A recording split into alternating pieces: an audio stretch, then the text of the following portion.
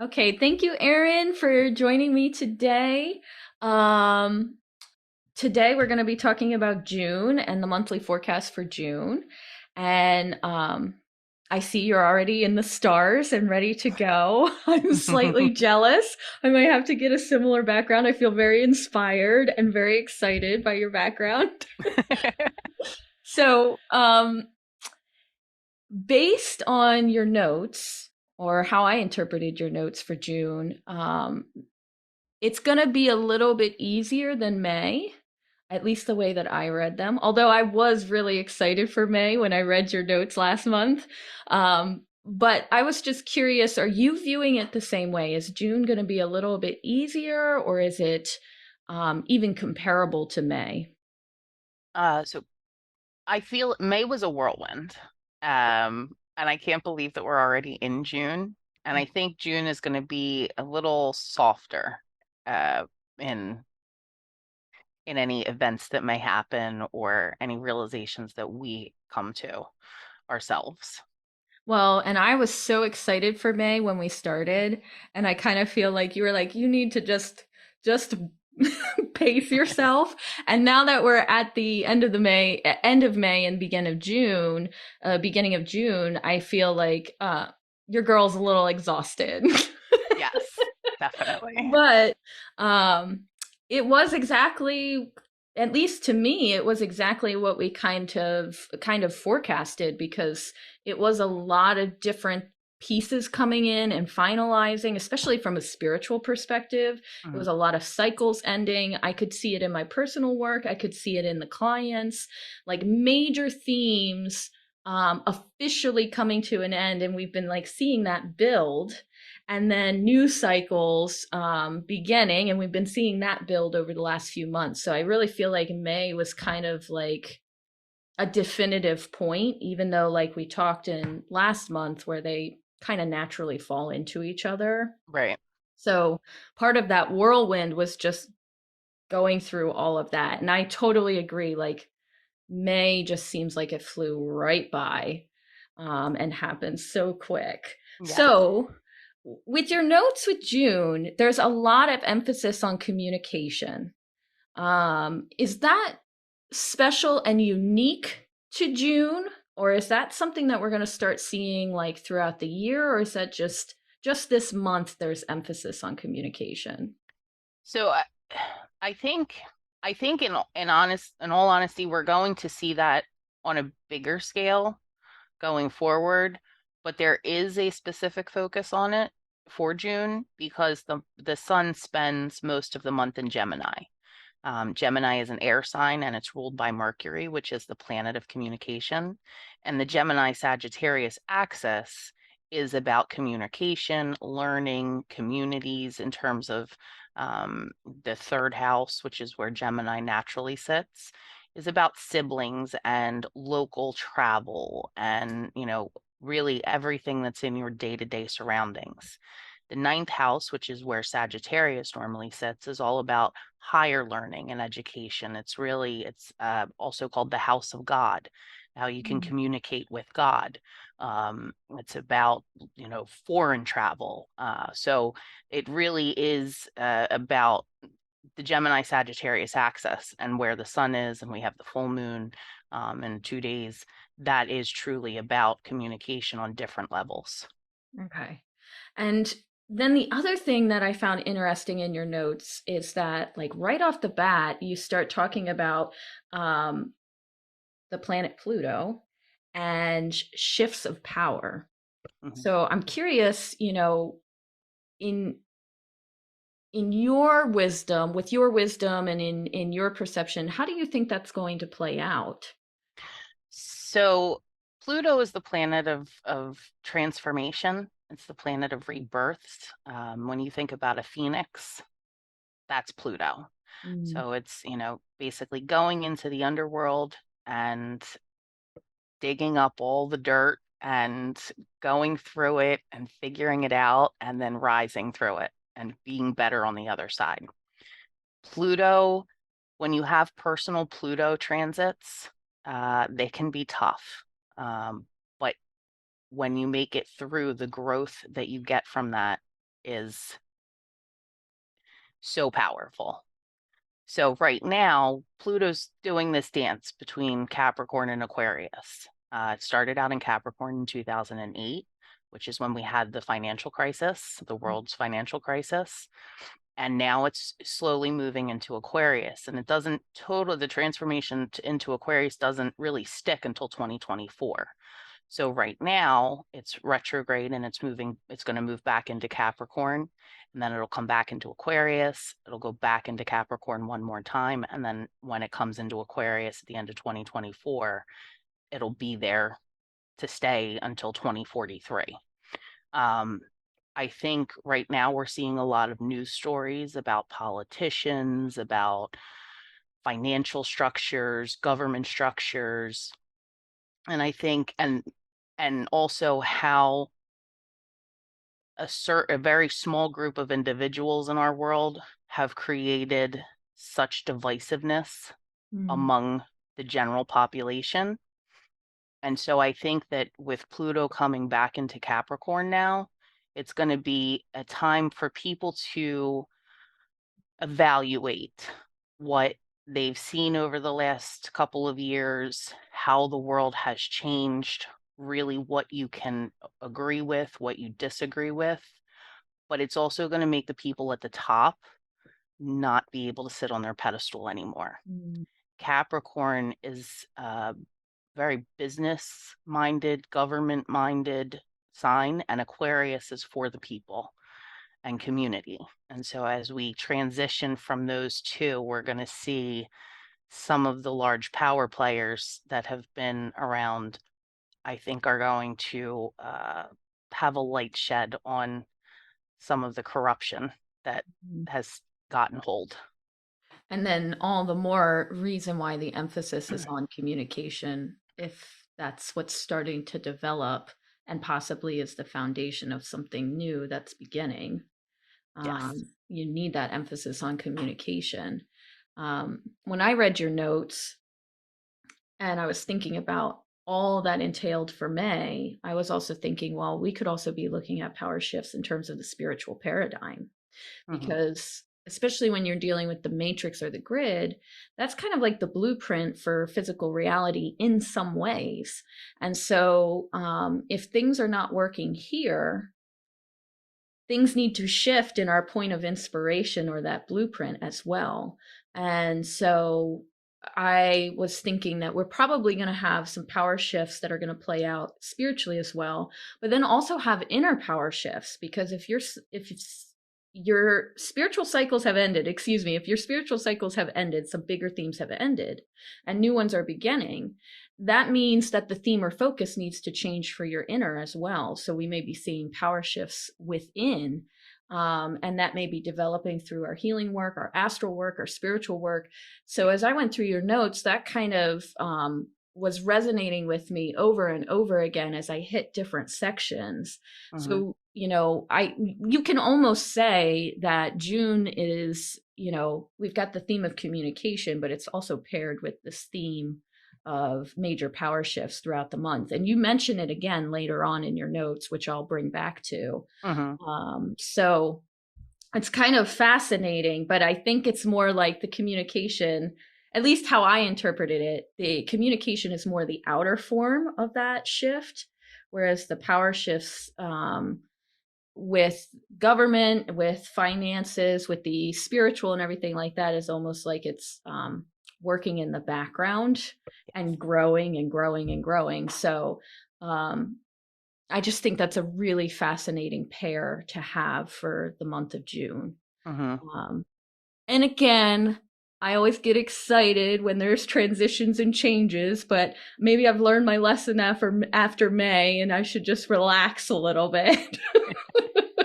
Well, we'll see. Like you said, June might be a little bit more softer, as you referenced earlier. Yes. So we also walk into our full moon in Sagittarius, correct? Yes. And I was curious how you were feeling about this full moon, because there's another emphasis on communication and speaking your truth authentically. And I didn't know if you wanted to share a little bit more about what makes this full moon special. So where I had mentioned before about the Gemini and the Sagittarius axis, that's this full moon falls in those two signs. Gemini is where the sun is currently, and the moon will be in Sagittarius for at the time of the full moon. So really, it's those two signs again are going to be highlighted, and anything that if you have again personal planets or if you have even outer planets, because the sun and the moon are personal planets, this area of your how can I put this? This is going to be like your focus. Mhm. So when we say the full moon is going to be closing out anything that you put into, well, the seeds that you planted at the Sagittarius new moon at the end of the year last year, those you might see those things coming to fruition, or at least not total fruition, but you'll see like a big building block having come through in those last 6 months. So yeah. And when I went through your notes, and I have a little blurb about this on the website, I was kind of thinking, well, this is a perfect point of reflection to make sure that your words, how you're speaking, is really in line with what you're intending and who you really are. And while we don't necessarily, I mean, people do full moon rituals, but it's not necessarily a point of intention work sometimes. I think that with those reflections, it's a beautiful point to utilize that and really sit there and use that space to reflect and think about the words that we're sending out into the universe, and if they truly are in line with how we see ourselves or our higher self or whatever our goals or our mindsets might be. Absolutely. I completely agree with that sentiment. It's a perfect time for that reflection. All right. So then on June 5th, you mentioned a Grand Cross. And this is, I just want to highlight this for a moment because this is another spot in your notes where you mention power shifts, but in terms of what we value.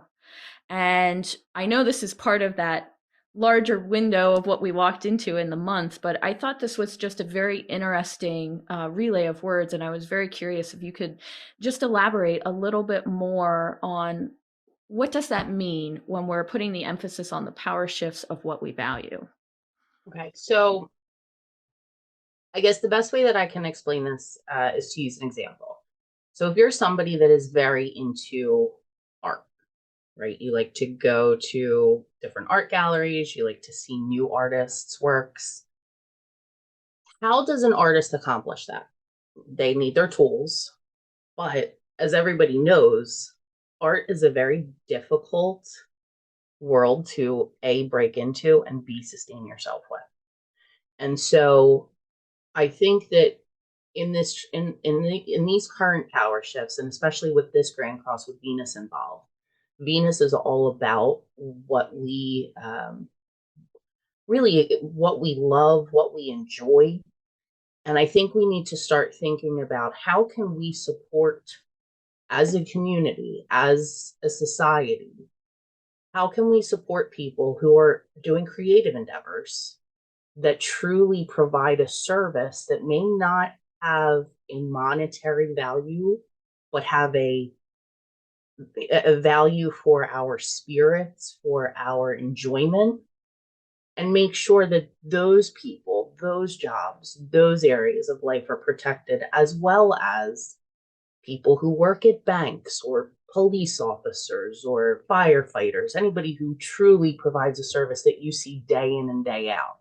That's kind of what I mean by there's going to be power shifts, I believe, in terms of what we value and how we view the things that we value. I am so happy I asked that question because that did not go where I was expecting it to go, and that's beautiful. And I think even of a lot of my clients and friends who are trying really hard to service humanity and help humanity and support humanity and have a hard time financially being able to support themselves through it, or encourage others to see value in it. And yet they need it and want it, but don't necessarily put a monetary value to it or even a personal value to it sometimes. Mm-hmm. So I'm super glad I asked that question, because that's beautiful. So then moving from there, you talk about Jupiter and Saturn sextile, which is just briefly mentioned. But when I read it, what I was curious about was, because we're kind of, there's hints of like new cycles and new futures opening up, or as you put it, broadening. Is that an ideal time to start maybe laying groundwork for future endeavors or projects that you're thinking about? So I think really the Jupiter-Saturn sextile this time, because Saturn is going to be going retrograde by the end of the month, I think that this is going to be more about really giving the push to tie up, to like begin tying up those loose ends that I mentioned. Okay. Towards the end of the month when Saturn goes retrograde. Right. Which in a way will lay the groundwork for any future endeavors. But it's more to make sure that the things that are finished, that are over, that no longer serve you and what their initial purpose was, that you can close those out without trying to drag those along with you. Right. In the next phase. And then again, like we kind of, I mean, maybe this is going to be the theme of every monthly forecast, but again, it's kind of that layering of new beginnings and endings being right on top of each other. Mm-hmm. And so like you're tying that up. And in some ways it's still laying groundwork as well. Right. So again, glad I asked that question. So now this is what I'm really curious about. So on June 10th, you make mention that difficult conversations will be easier. Mm-hmm. I would love to know your take on that, because when I read something like that astrologically, my gut reaction is, should I wait until that date to maybe do more business oriented things? Or if I've got big talks with my family and support group, should I wait until that date to have some of these conversations that I'm a little worried about, or just flow with it? Because it's kind of like, when we hear things about Mercury retrograde, we kind of hold off a little bit. And so when I read that, I was wondering, is that a moment where we kind of want to wait until June 10th to have more difficult conversations or more business oriented conversations? Or am I just going totally somewhere in left field with that thought process? No, not at all. I think I personally take the approach to just flow with it. And then then in hindsight, I'll notice that if there's been something that I've been holding off on, it usually then happens that it falls around, a specific time. Like I have to have a difficult conversation and I just keep putting it off because I don't want to deal with it. And then all of a sudden, a week later, I go back and I realize, oh, I've had it. And it happened to be around the time of a specific transit. One thing to remember with astrology, I think we're all made of stardust. And so, we're made of the same things that the planets are. But they don't make us do things. The planets, I absolutely love Steve Judd as an astrologer, and I've taken a number of his classes. One of his favorite sayings is, the planets impel, they don't compel. Meaning that a certain transit isn't going to make you go do something, but you may feel an internal pull at a specific time to go do something. And CZ Zane, what little astrology I've studied, which is nothing, CZ Zane's astrology course was kind of in a similar vein, right? In that first level is know the stars, understand the stars, but then utilize them to move beyond them and help others move either with them or beyond them. So I love that thought process. So thank you for sharing that. Mm-hmm. Okay, so then we have on June 18th a new moon in Gemini. Now, I kind of interpreted this that we're going to have a little bit of a hiccup in communication at that time. Would you be willing to share your thoughts on this? Sure, absolutely. So the new moon is going to be where both the sun and the moon are in Gemini, and then they're going to be squared because it happens at the end of Gemini. They're going to be squared to Neptune, which is at the end of Pisces. Neptune, as we've mentioned before, is a very nebulous planet. And being in Pisces, it's even more watery, more wish-washy, which serves its own it serves a purpose. But when you're dealing with communications, when you're dealing with setting intentions, and you have this nebulousness or this dreamy quality that's going to be about it, and it's in a hard aspect, so a difficult aspect, which is a square. What we intend with this new moon, or what we encounter around this new moon, may not be what it really seems to be on the surface. So I had a note in the astrological forecast that this would probably be a space, if your emphasis is more on dreams and your astral travels and you really rely heavily on that, this would be a space or a moment where, the messages might be very muddled and confusing. Mm-hmm. And it is probably best to just kind of let it flow rather than letting it get stuck in the mental and you're trying to figure it out, and to just remember that clarity will return. And you have a note that it'll lessen and return, or clarity will return, or the brain fog will release on June 20th. So I just have a note that if you're feeling like that, particularly with your spiritual work, to just kind of ride it out until June 20th. Mm-hmm. I think that's perfect advice.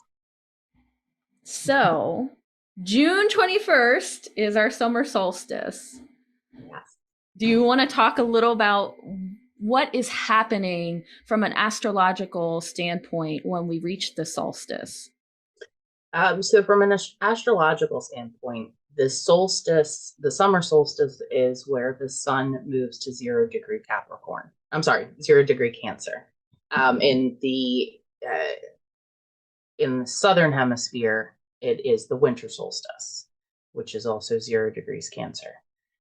So really, it's the beginning of summer. It's Cancer is the cardinal water energy, and so it ends up giving you.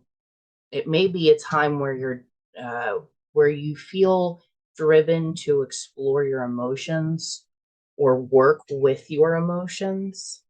Again, water represents our emotions, and therefore, since it's a cardinal sign, it's an action sign. You want to do something with it. So I had a note in here because you make reference in your notes that you might have a feeling of rebelling or like breaking free. And you made a note that maybe it's not necessarily time to actually do that, like just be really smart and really think about it before you act. I was thinking, as I've been dealing with the grid this month, you might actually have a push, or we might actually have a push from the spiritual as well. And we may think the intention or that inspiration coming from the spiritual is intending for us to act. But in reality, it's trying to inspire us to either face what we have been avoiding or embrace something new. And it isn't necessarily a point of action, but a point to be willing to open a new door, or be willing to open the door we've been reluctant to open, and using that as a point of inspiration versus a point of action. Absolutely. So the muddledness, the rebelliousness that comes from, the same day as the summer solstice, that's because of Mars moving into square with Uranus. So, if Cancer is like the action water, action emotions, Mars is an action planet that rules Aries and Scorpio.